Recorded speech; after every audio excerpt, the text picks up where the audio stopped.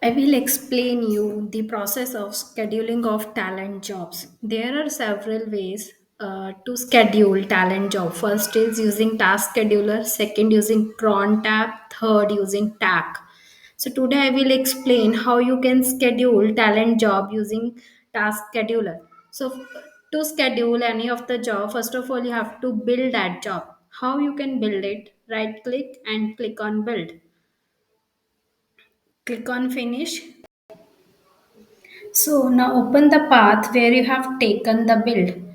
Once you have the job available, click on extract job. So once you extracted the job, you have to schedule the job using task scheduler. So came to the task scheduler. Now you have to create the task. Click this create task option. Now you have to provide the valid name of the job so that you will be able to recognize that task again in the near future. So as my job name is master job, so I will provide talent master job. Okay.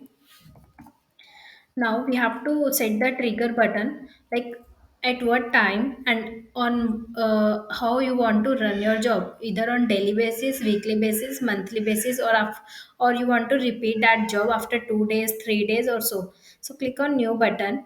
With the help of this, you will be able to create the trigger.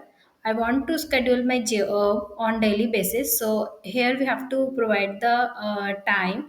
Then either here we have to provide the recurring days, like how you want to recur your job after 2 days, 3 days, or 4 days. Click on OK. Now we have to provide the action on which job you want to trigger it. So we have to provide the path of our job. So here you can see we have batch file and shell script file.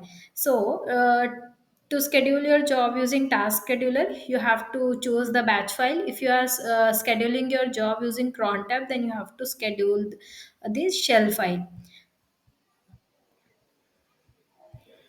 Once you are done, you have to do some of the settings and have to set some of the conditions. With the, like this way, you will be able to schedule talent job.